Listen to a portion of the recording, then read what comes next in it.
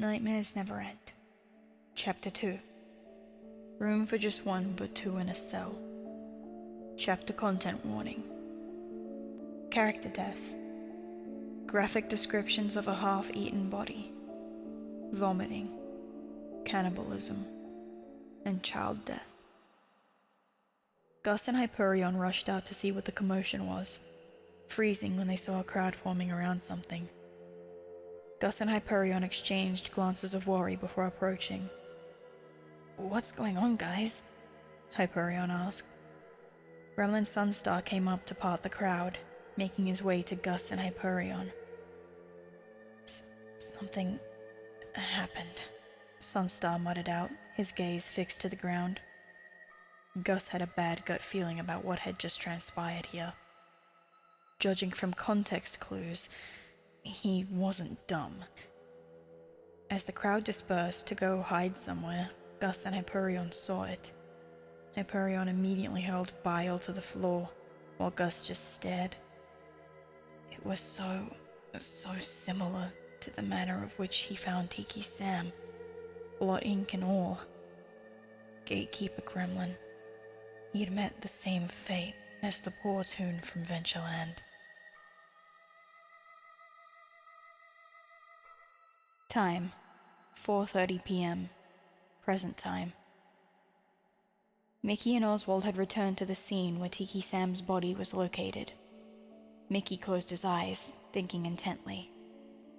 Blood in body. Blood ink. Half-eaten. Mickey couldn't pinpoint what caused this. He had chalked the blood up to some kind of mutation, but the blood ink and consequently remaining pile of thinned toon was a mystery.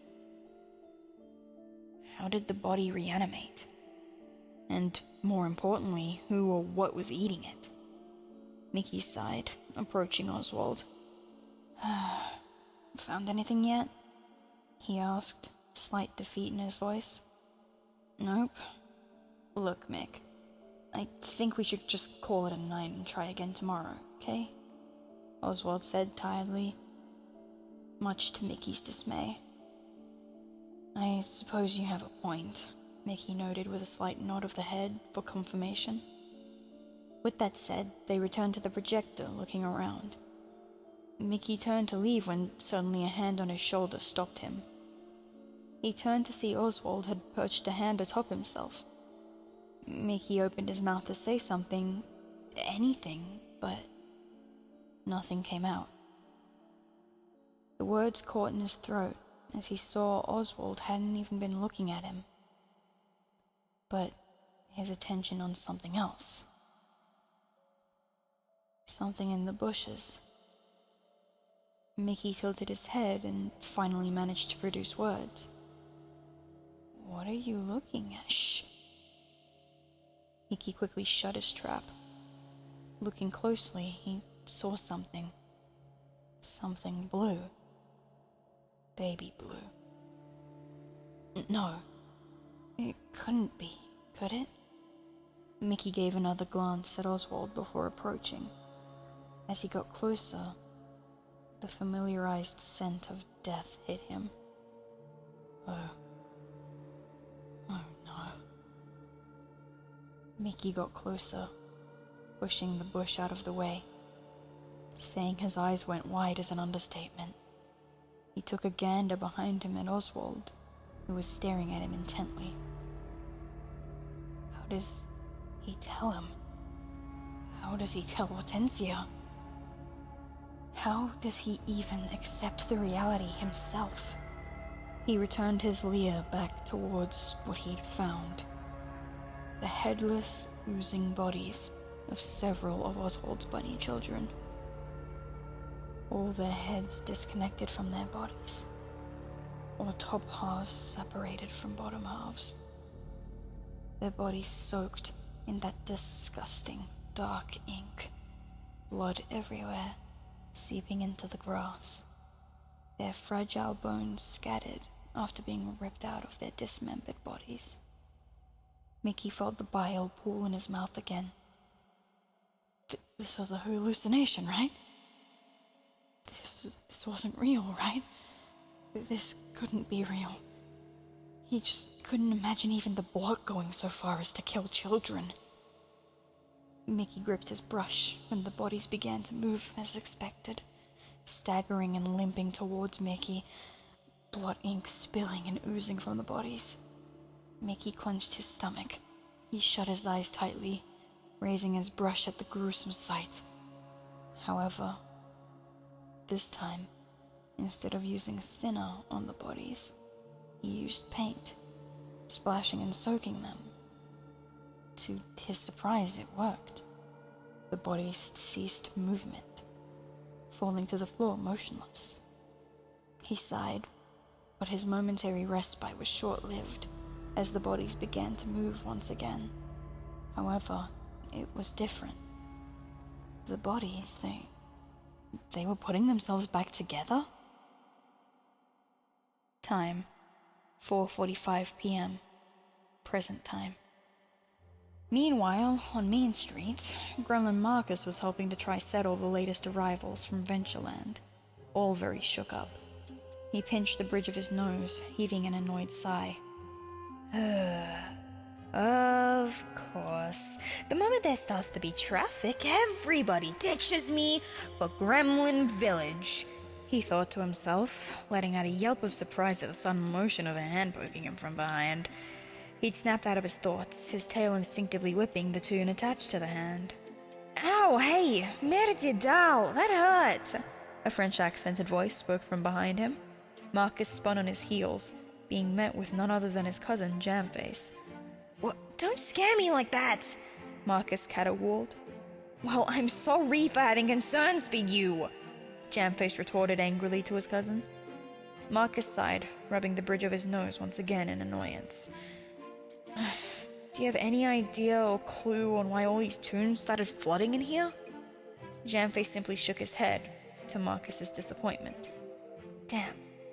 Marcus let out a sigh, looking over the sea of refugees. There's only 2 tunes I know who could have caused such a ruckus. Prescott? Jamface questioned. Marcus was quiet for a moment. 3 tunes. He held up 3 fingers, turning back to Jamface. But no, I do not mean Prescott. I'm talking about Oswald and Mickey. Jamface furrowed his brow. Why would those 2 cause, well, all this? The yellow gremlin gestured to the crowd. Whether they meant to or not, we have to go speak with them, or at least find out where they are at the current moment. Marcus rubbed his temples with his uninjured hand. Well, what are we waiting for? Jamface asked. What? Marcus returned the question. Let's go! Jamface grabbed Marcus's good arm, dragging him along. Hey, watch the injury! Marcus yelled while being dragged along. Time, 12 a.m. Past time. He coughed. He sputtered. He threw up more and more ink as he was forced to eat and swallow the flesh of another tune. God, he felt so disgusting. It was a horrible thought, yet a part of him felt right. If only he'd kept his mouth shut. Ah, well, gives us an excuse to feed you, you little freak. The largest figure in the room spoke. His hand shook as he shoved chunk after chunk of organs into his mouth. He just couldn't stop. He wanted to scream, but his throat felt dry. He looked at what remained of Jack Kelly. His stomach spluttered and oozed with ink and blood. His face had been eaten away. Oh, Dal, what had he done? He couldn't help it. It was their fault. He gripped his stomach as he growled more. No way. He couldn't still be hungry, right? Looks like the little freak is hungry again, eh? The smaller of the 3 figures stepped out from the darkness. Small Pete. Why don't you speak up, huh? He leaned in closer to him, picking him up by the scruff of his shirt. He coughed and sputtered ink onto Small Pete. wiping the blood and ink away from his mouth. Put me down, you cretin. Prescott managed, trying to pull away from Small Pete. And if I don't, how about you eat some more, you freak? He picked up an intact organ from Jack Kelly's open insides, dangling them in front of Prescott's face. Something inside the gremlin just snapped, right then and there. He weaseled his way out of Small Pete's grasp, landing on the floor and lunging at the larger being. He began to rip and tear at Small Pete's insides while he screamed in pain. Prescott looked around the room. Big Pete had already fled like the coward he is, and Pete Pan was trying to help Small Pete. So Prescott teleported behind him, sinking his teeth into Pete Pan's shoulder, ripping out a chunk. Ah! You damn pest! Get off of me! He tried to hit Prescott off, or grab it, but Prescott had already teleported away and in front of him. Before he could react, Prescott had already torn a chunk out of his throat. The body fell to the floor, lifeless. Prescott stood up, looking at its work. He looked at his hands. What is wrong with me? He took a shaky breath. Something was inside him. Something horrible and sinister. He fell to his knees, vomiting up a dark purple sludge. Blood ink. Oh, doll. He stuttered between hacks and coughs. Time, 4:50 p.m. Present time. Oswald held his bunny children in shock. Mick? What? So, let me get this straight. Something killed them, and you revived them using paint? Oswald spoke in disbelief, looking down at the small baby blue bunnies bouncing about. Yeah, I don't know how to describe it, the mouse spoke, his tail lashing behind himself. We should probably return them to Hortensia's house. She'd be better off taking care of them. Oswald nodded back. Just as they were getting ready to leave, a pair of toons entered. It was Marcus and Jamface. Marcus? Jamface? What are you guys doing here? Mickey asked. The surprise in his voice was evident. Mickey, what's with all the toons from here suddenly flooding Mean Street? Marcus asked, placing a hand on his hip. Ventureland is under investigation. We found less than savory things here, Oswald spoke, crossing his arms. Like what? Jamface asked. His curiosity was clear. Oswald and Mickey looked between each other. We found the remains of Tiki Sam, Mickey answered solemnly, causing the two gremlins' eyes to widen. What? They both said in unison.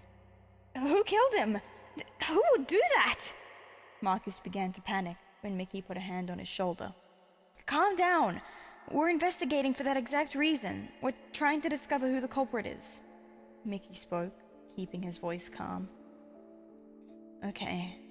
Well, please inform us on any further information you find, Jamface said, dragging Marcus away by the scruff of his shirt. Jamface, let me go! I can walk by myself! Marcus retaliated as he was dragged. Mickey and Oswald looked between each other in confusion.